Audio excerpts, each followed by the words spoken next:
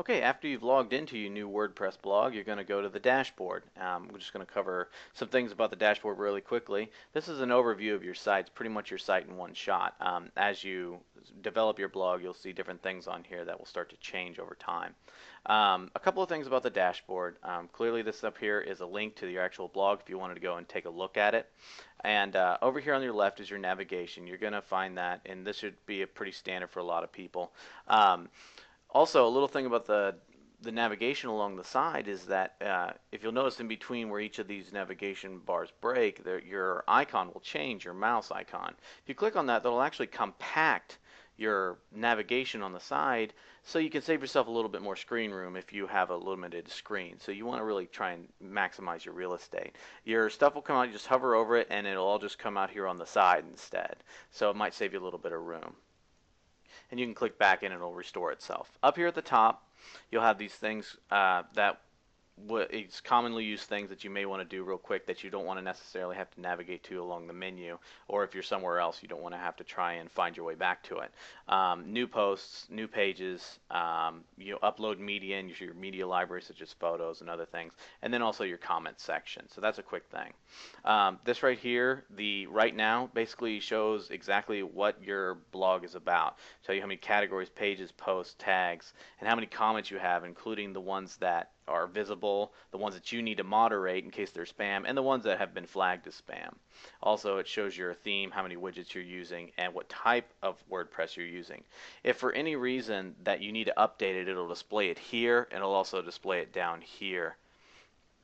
You can change your theme by clicking on this button very quickly. So, recent comments, if you have a comment that you may feel that you want to comment back on, or maybe maybe it shows that maybe it might be something that's spam, you'll see some of the recent comments here with also a quick menu that pops down that you can do right there from the dashboard. If you say, well, that's actually a spam comment, I want to spam it, or maybe even just want to delete it.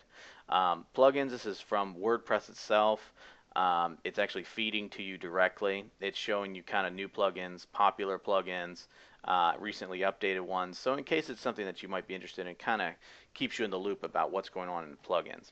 Drafts, this is something that if you keep a lot of drafts for common use, or maybe it's something you haven't completed, it'll show there. It's not really something that's used that much depending on where you are.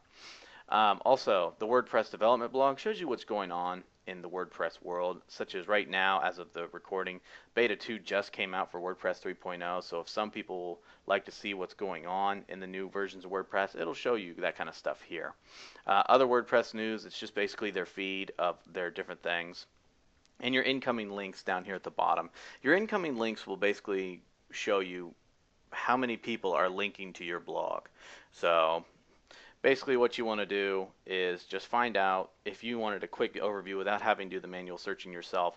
That will do that for you. So it's a really nice thing to have.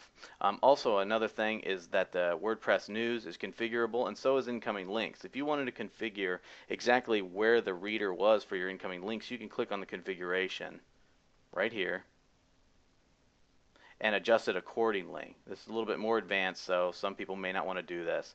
So if you have a lot of items coming in and new ones coming in every day, maybe you want to see which ones are coming in, or if maybe you don't really care, you just want to show 5. If you want to display the date that they were added, you can do that too. So it's just a quick option for you to have.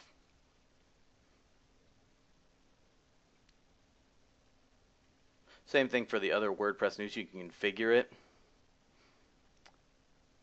And the best part about other WordPress news is that this is actually a feed reader. So if you have something maybe in your industry that you want to use, you can actually put anything you want in here, any feed at all. So if you wanted to feed from your favorite blog or your top digs or your stumble upon, you can put any feed in there. It just says WordPress news for now. So if you want to, that's just a quick feed reader for you to use at your disposal. It's not just WordPress news. Another handy feature about the dashboard that a lot of people don't really know about is the screen options and help sections. These are actually everywhere, and they're configurable across a multitude of pages, so they kind of change depending on what page you're on. But where it has some of the most robust options is on the dashboard. So if you click this, a drop down will come up, and you can basically show what you do or do not want to see every time you log in. Other WordPress news, the development blog, your drafts, that kind of stuff you don't really care about, so it doesn't really matter and you don't need to use it. The plugins, and you can make all that go away. Also, if you have a lot of dashboard widgets, a lot of plugins might start to display them after a while, and so it's kind of making it crowded. You can adjust how many columns your dashboard is showing, and that'll automatically update, and you can switch things around on the fly. So I want that right there, my recent comments on the right, and that can help you organize it in a different way. Let's say if you have a lot of widgets. So that's another thing that you can do with the screen options. One last thing I didn't mention was the quick press. Quick press basically allows you to, if you have a quick thought or something that you just really need to get down really fast, you can put that in the quick press area.